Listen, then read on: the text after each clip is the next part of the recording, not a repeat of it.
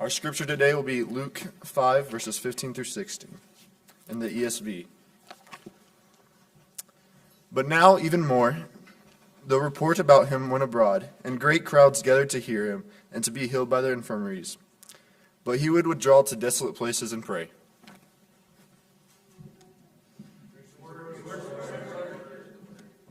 Good morning, everyone.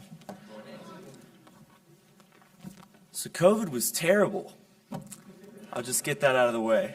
And if I didn't restrain myself, I could probably go on that topic for another 5 or so hours. But I think it's safe to say that all of us took something away from our rough time that we spent during a worldwide epidemic. And for me, that was taking away loneliness. I never wanted to be lonely ever again. And in AIM, it's actually really difficult to be lonely, so much so that I have to lock my doors now. But if you wanted to, you could be around people all the time, but you'll still find yourself maybe a couple minutes or maybe a couple hours alone. And when I do find myself in those situations in AIM, I found myself weak, really weak, not being able to fight. And I've realized recently that loneliness in my life is the playground of Satan. It is his workspace. It is his cubicle, if you want to say that. Loneliness is exactly what Satan uses. And so I go to the scriptures and I look at the example of Jesus, and I think, why did he withdraw to lonely places? Why did he decide to intentionally spend the time alone with the Father? And I think in John 1:14, because he was wrapped in flesh, when Jesus surrendered his omnis, his omnibenevolence, his omniscience, his omnipotence, you name it, he surrendered it, and was wrapped in flesh, he put on the weakness of what it meant to be human. He experienced and he felt every impairment of what it meant to be a human. And looking at the story of the Garden of Gethsemane is one of the most perfect examples of describing the humanness and the struggle of Jesus with being human. So we see him and his apostles experiencing the Last Supper, and so they sing a hymn, and then they go out into the night, across the Kidron Valley, into the Garden of Gethsemane, and we see Jesus saying to his apostles, "Watch and pray so that you will not fall into temptation. For the spirit is willing, but the flesh is weak." And then he went off, right? And what did he say? "Dear God, hallowed be thy name." No, he fell to his knees. The God of ages fell to his knees in a garden, pleading, "Father, if you are willing, take this cup from me. For not my will, but yours be done."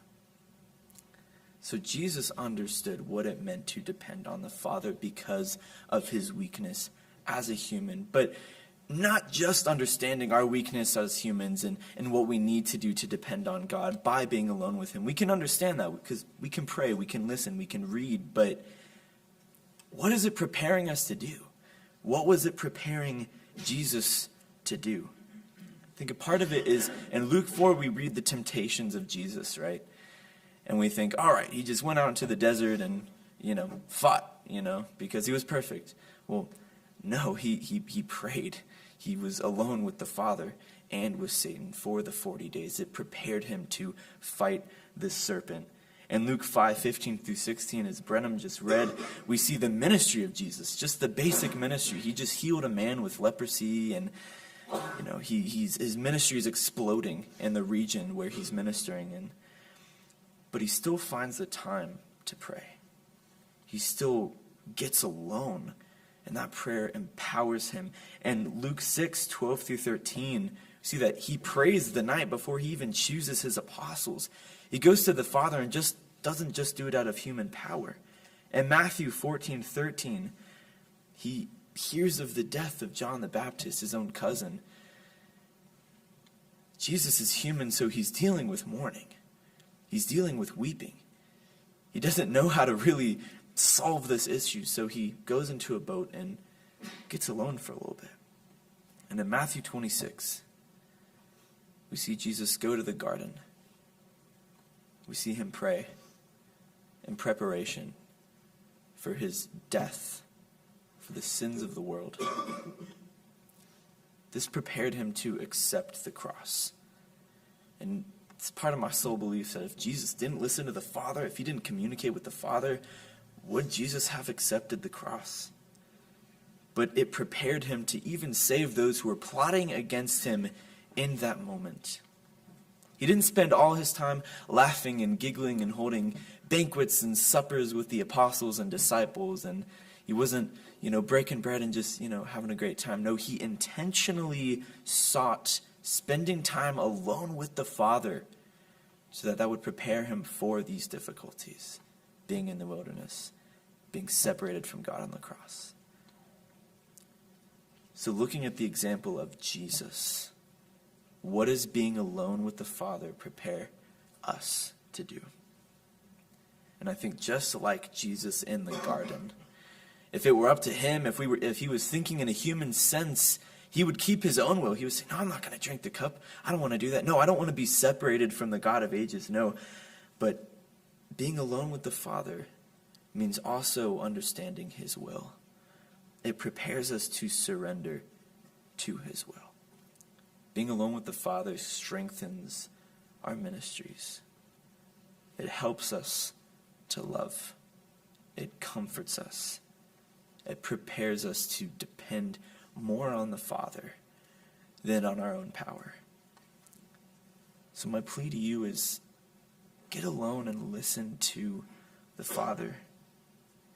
But what does this look like in our lives, though? If I can paint a picture for you, maybe it means surrendering your comfort for a little bit. Maybe it means not trying to arrive, but to say, God, I am weak, and I need to come before you. Maybe it means not hanging out with your friends the night before, but saying, you know what? I got finals tomorrow. I got midterms tomorrow. Maybe I need some empowering from the Father to help me through that. Maybe it means abandoning the time that you can watch the football game, right? Maybe it means I need some time alone with the Father. Separate from yourself and join with the Father. So this week, I implore you, find that hour. And if an hour is not enough for you, if you have that much of a burden on your heart, find that 2 hours. Guys, this isn't hard because the Father simply seeks the plea of his children and to comfort us and to answer us. Thank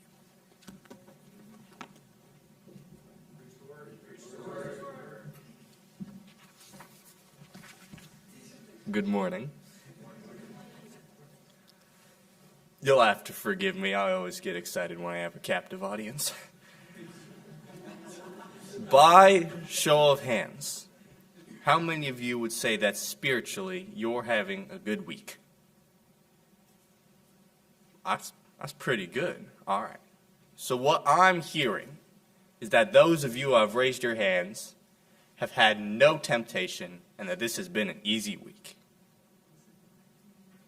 Well, I'm not seeing a lot of yeses, so I'm going to assume you're saying no. Why is that? Has something changed? Has our week suddenly become bad in the last 10 seconds? So what you're telling me is that you have had a good week, not because it has been easy and you have had no temptations, but because you have had temptations and have chosen what is good. Then I would ask us this morning. Why do we seem to have a preconceived notion that temptation was easier for Jesus? My lesson this morning is about Jesus and his relationship with temptation. And you can't talk about Jesus being tempted without bringing up Matthew 4, 1 through 11. It reads as following. Then Jesus was led by a Spirit into the wilderness to be tempted by the devil. After fasting for 40 days and 40 nights, he was hungry. Then the tempter came and said, "If you are the Son of God, turn these stones into bread."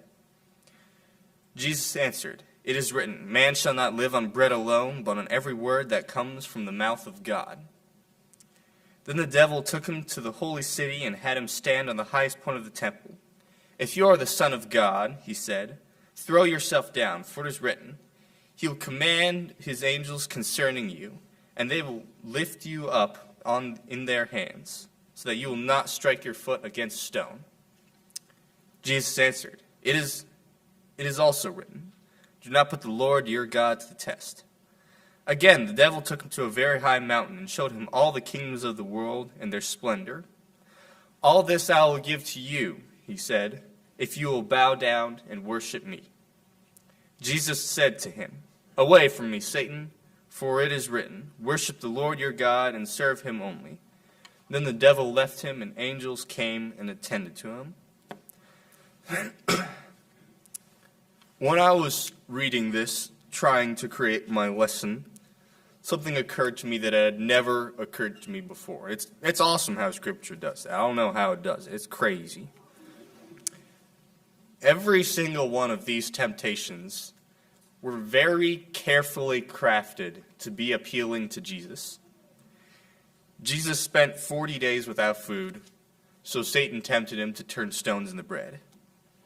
Jesus wanted a close relationship with God, so Satan told him, throw yourself off this temple and let God catch you.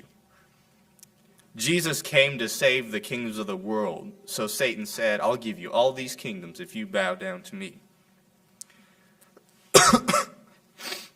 And I think we overlook that sometimes. I think we forget that Jesus, it was just as hard for him as it is for us. In Hebrews 4:15 through 16, or Hebrews, 4:15. For we do not have a high priest who is unable to empathize with our weakness, but we have one who has been tempted in every way just as we are, yet he did not sin. If it was even a little bit easier for Jesus, just like a hair, he would not be able to empathize with us. But it says right here that he is. So we know it was just as hard for him as it is for us. But he was not the same as us, so that brings us to the next question. What was different about Jesus? And the simple answer is how he responded. Every time Jesus was tempted, he went back to for it is written, for it is written, for it is written. He went back to Scripture, and he went back to what he knew God's will was. And this is a great example of Jesus' righteousness. We always use this as an example of Jesus' righteousness, and rightfully so, because it is. But have you ever thought how it could be an example for our righteousness as well? I can think of two examples, two really good examples of key figures in the Bible being faced with temptation. The first one comes from my namesake, and that's the prophet Jonah. Jonah was told, go and preach to the Ninevites. And Jonah had temptations to say no and run away. He could have chosen what is good, like Jesus did, but he didn't. Instead, he chose to run away, and we all know how the story goes. The only thing that really changed in the end was his smell, because he still had to preach to the Ninevites. The other example I can think of is from my middle namesake, the story of Daniel. Daniel was strictly forbidden by law to not pray to God. And yet, in Daniel chapter 6, it says that he got down on his hands and knees, and 3 times a day he prayed to God just as he had done before. And for a short time, it looked like this was the wrong choice. This action resulted in him getting thrown into a lion's den. He trusted in God, which is awesome, but in the end, he didn't know if he was going to make it out alive. He just got thrown into a pit of lions. If I got thrown into a pit of lions, I wouldn't be happy. I wouldn't think, oh, I've made good choices. But in the end, it worked out, and God saved him. And in the end, at the very end of chapter 6, it actually says that Daniel prospered. Imagine what kind Imagine how that would grow your faith if you got thrown into a pit of lions and God himself saved you. I imagine his faith was stronger after that. This is a great example of how God can take faithfulness and temptation and turn it into blessings. But obviously, the best example, as is common, comes from Jesus himself. In Matthew 26, 36 through 39, excuse me just a second. There it is. We see Jesus, the story of Jesus praying in the garden. Then Jesus went with his disciples to a place called Gethsemane, and he said to them, "Sit here a while I go over there and pray." He took Peter and 2 of the sons of Zebedee along with him, and began to be sorrowful and troubled. Then he said to them, "My soul is overwhelmed with sorrow, to the point of death. Stay here and keep watch with me." Going a little further, he fell with his face to the ground and prayed, "My Father, if it is possible, may this cup be taken from me. Yet not my will, but yours be done." This is not the same as the story of Daniel. In this story, Jesus was not saved from the lions, and he did not have the cup taken away from him. But it still resulted in blessings. Instead, Jesus went to the cross, and look what kind of blessing came from that. If he hadn't, look where we would be now. I would probably be setting something on fire. I truly believe it is by the power of God that I am not a terrible person.